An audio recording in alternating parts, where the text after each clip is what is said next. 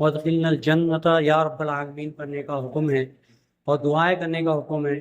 مغفرت کے آخری لمحے ہیں، رمضان کی گنتی کے 10 دن بچے ہیں ہمارے ہاتھ میں، اللہ ہماری مغفرت کرے۔ معاملہ ابھی جو آ رہا ہے سب سے عنقریب جو ہے وہ اعتکاف کا ہے۔ تو اعتکاف کے تعلق سے میں آپ کو بتا دوں کہ اعتکاف دونوں پہ ہے، مردوں پہ بھی ہے اور عورتوں پہ بھی ہے۔ عورتوں کے لیے ان کے گھر کا وہ حصہ جہاں پہ آواگاہی کم ہو، کم سے کم لوگ جہاں آتے جاتے ہو، وہاں پہ عورت کو بیٹھنے کا حکم ہے۔ مثال کے طور پہ وہ ہال میں نہ بیٹھے یا گیلری میں نہ بیٹھے، جہاں پہ لوگ آتے جاتے ہیں وہاں نہیں بیٹھنا ہے، بلکہ ایک ایسے کونے میں بیٹھے جہاں پہ لوگوں کا یا گھر والوں کا آنا جانا کم ہو۔ مردوں کے لیے تو حق ہے اور اس کے اوپر فرض ہے کہ وہ مسجد میں ہی اعتکاف کریں گا۔ مردوں کا اعتکاف گھر میں نہیں ہے، میں دوہرا دوں، مردوں کو اعتکاف گھر میں بالکل نہیں ہے۔ مردوں کے لیے اعتکاف کی جگہ مین جو ہے وہ مسجد ہے، اور مسجد کا وہ حصہ جہاں پہ پنجگانہ نماز ہوتی ہے، وہ جس کا ہم حرم کہتے ہیں، جہاں پہ امام کھڑے ہوتے ہیں، وہ حصہ سب سے بہترین ہے۔ اب اعتکاف میں کیا کرنا چاہیے، کیا نہیں کرنا چاہیے؟ سب سے پہلے اعتکاف کا مقصد سمجھیے۔ اعتکاف کا مقصد یہ ہے کہ یہ سوچ کے بیٹھنا کہ میں اللہ کو راضی کرنے بیٹھا ہوں، میں میری مغفرت کرنے بیٹھا ہوں۔ اب اللہ کو راضی کرنے بیٹھنا ہے، اپنی مغفرت کرنے بیٹھنا ہے، تو دنیاوی چیزیں چھوڑنا ہے، آپ کو دنیا ترک کرنی ہے۔ صرف زندگی میں ایک بار اعتکاف کرنا بزرگان دین کہتے ہیں واجب ہے، ورنہ اس نے اپنی زندگی کا حق ادا نہیں کیا۔ یہ بزرگوں کا قول ہے، کم سے کم زندگی میں ایک بار تو اعتکاف کرنا چاہیے۔ تو پھر اعتکاف کیسا ہو؟ اعتکاف ایسا ہو جس سے اللہ راضی ہو، نہ کہ دنیا والوں کو دکھانا ہے، نہ اپنے آپ کو سمجھانا ہے۔ اب اعتکاف میں بیٹھنا ہے تو دنیا کو چھوڑ کے بیٹھنا ہے، نہ کہ وہاں پہ بیٹھ کے آپ دنیا داری لے کے بیٹھو۔ اب دنیا چھوڑنا ہے تو سب سے پہلے جوانوں کے لیے سب سے بڑی قربانی جو دینی ہے وہ کیا ہے؟ موبائل۔ سب سے پہلے ان کو موبائل چھوڑنا ہوگا۔ اگر موبائل نہیں چھوٹتا تو بہتر ہو اعتکاف میں نہ بیٹھے، میں کھلے الفاظ کہتا ہوں، کیونکہ اگر موبائل لے کے بیٹھیں گا تو کسی نہ کسی سے بات کریں گا، ٹائم پاس کے لیے وہ موبائل چالو کریں گا، خود بھی ڈسٹرب ہوں گا اور وہ کو بھی ڈسٹرب کرے گا۔ تو اگر آپ سے موبائل نہیں چھٹتا ہے تو میری ریکویسٹ ہے کہ آپ نہ بیٹھیں۔ ہاں، آپ میں اگر ہمت ہے، اپنی مغفرت حقیقت میں کروانے کا جذبہ ہے، اللہ کو راضی کرنا ہی آپ کا مقصد ہے، تو آپ موبائل چھوڑ کے بیٹھے، پہلی شرط۔ دوسرا، وہ بڑے لوگ جو بیٹھے ہیں، میں دیکھتا ہوں، میں نے اپنے آنکھوں سے دیکھتا ہوں کہ وہ بڑے لوگ جو کیا بولوں میں دنیا دار ہوتے ہیں، وہ دنیا کا پٹارا لے کے بیٹھتے ہیں، وہ بنیا بن کے بیٹھ جاتے ہیں۔ اعتکاف میں اپنا حساب کتاب لے کے بیٹھتے ہیں، سال بھر کا حساب کرتے ہیں، زکوٰۃ کتنی نکالنی ہے، کس کو کتنا قرضہ دینا ہے، کس سے کیا وصولی کرنی ہے۔ وہ لٹرلی بنیا یا منشی بن کے بیٹھ جاتے ہیں۔ اللہ کے واسطے آپ بھی نہ بیٹھے، آپ اپنے گھر میں بیٹھ کے منشی گیری کریں۔ اعتکاف کا مقصد اللہ کے لیے سب قربان کر کے اس کو راضی کرنے کے لیے بیٹھنا۔ اب مسجد جو ہے وہ اللہ کا گھر ہے، آپ اللہ کے گھر میں مہمان بن کے بیٹھ رہے ہو، اس کو راضی کرنے کے لیے بیٹھ رہے ہو، اور آپ دنیا لے کے بیٹھ رہے ہو، تو فوت ہو گیا آپ کا اعتکاف، وہیں پہ فوت ہو گیا۔ تو سب سے پہلے یہ سمجھیے کہ اعتکاف کے لیے جو بیٹھنا ہے وہ اللہ کو راضی کرنا ہے، سب دنیا داری چھوڑ کے بیٹھنا ہے، تو آپ اعتکاف کے لیے بیٹھیں۔ نہ کہ وہاں پہ تماشا کرنا ہے، نہ وہ موبائل چلانا ہے، نہ میمز دیکھنے ہیں، نہ کارٹون دیکھنا ہے، نہ میچ دیکھنی ہے، نہ آپ کا حساب کتاب دیکھنا ہے، نہ وہاں پہ آپ کو ڈاکٹری کرنی ہے، نہ آپ کو وہاں پہ وکیلی کرنی ہے، نہ وہاں پہ آپ کو اپنا بزنس کرنا ہے۔ 10 دن اگر دنیا کو تیاگ کر کے بیٹھنا ہے، دنیا کو آپ کو چھوڑ کے بیٹھنا ہے، تو آپ بیٹھیے، ورنہ آپ دنیا میں ہی رہیے، دوسروں کو ڈسٹرب نہ کریے۔ دوسری بات، اعتکاف کیسے ٹوٹتا ہے؟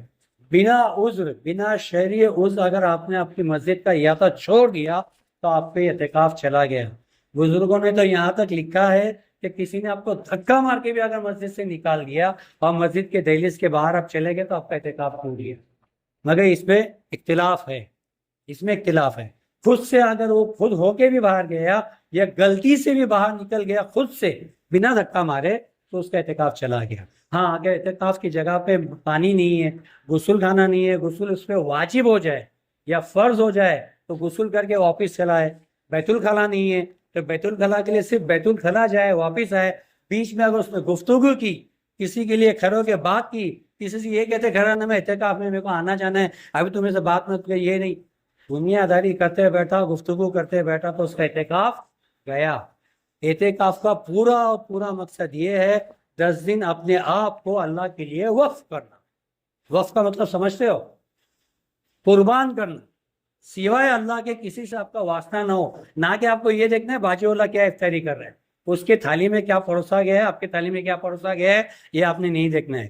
اس کو آپ کو پانی نہیں دینے جانا ہے، آپ کو اس سے پانی لینے نہیں جانا ہے. وہاں پہ آپ خادم بن کے نہیں جا رہے ہو. بہت سے لوگ مسجد میں آ کے خادم بن جاتے ہیں، آتے اعتکاف کے لیے. ان کو پھر مسجد صاف کرنا ہے، ان کو چٹائیاں بچھانی ہے، ان کو اذانیں دینی ہے، ان کو مؤذن بننا ہے، ان کو ضرورت پڑے تو امام بننا ہے. نہیں، یہ آپ کا کام نہیں ہے. مؤذن اور چٹائی بچھانا اور صاف صفائی کرنے والے ہے نہیں ہے تو اللہ دیکھیں گا، وہ اللہ کا کام ہے. آپ اعتکاف کے لیے بیٹھے ہو، آپ کو صرف اعتکاف کرنا ہے، آپ کی جگہ پکڑنی ہے. تو کیا کرنا ہے؟ سب سے زیادہ قرآن پڑھنا ہے.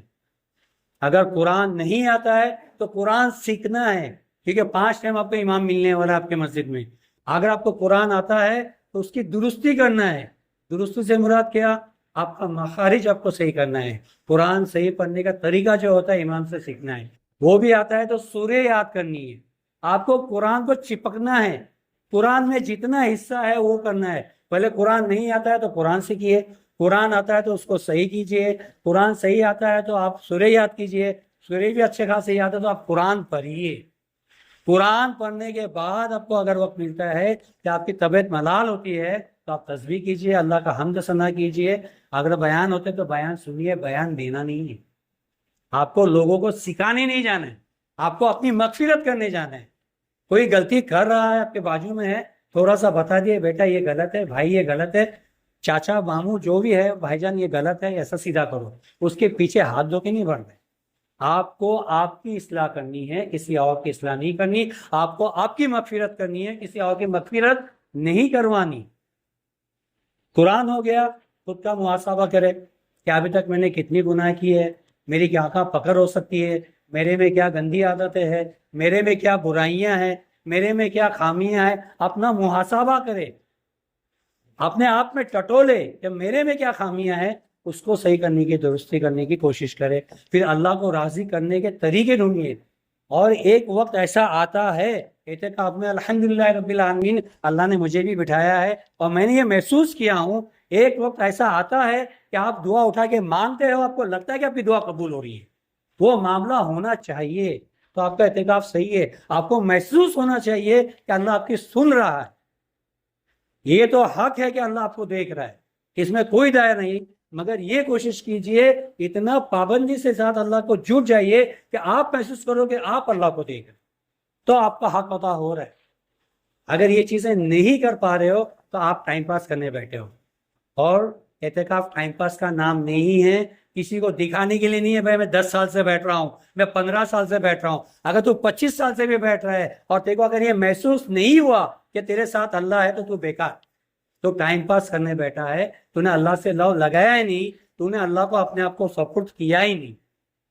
آپ کو اعتکاف میں بیٹھنا ہے یہ سوچ کے کہ میں اللہ کے لیے بیٹھا ہوں، بس میں اللہ کا ہوں گا. اٹھتے بیٹھتے آپ کو اللہ ہے محسوس ہونا چاہیے. آپ دعا مانگ رہے ہو، اللہ سن رہا ہے، یہ محسوس ہونا چاہیے. میں نے ایسے بھی بندے دیکھی ہے، ہمارے ساتھ میں اعتکاف میں بیٹھے تھے، تب لائٹ کا اتنا معاملہ ہوا نہیں کرتا تھا، اکثر لائٹ جاتی تھی. ہم اعتکاف میں بیٹھے تھے، 2:30 بجے لائٹ چلے گی. وہ بندے نے اللہ سے خالی بول دیا، اللہ لائٹ نہیں ہے، لائٹ تو دے دے. 1 سیکنڈ میں لائٹ آئی ہے، میں گواہ ہوں.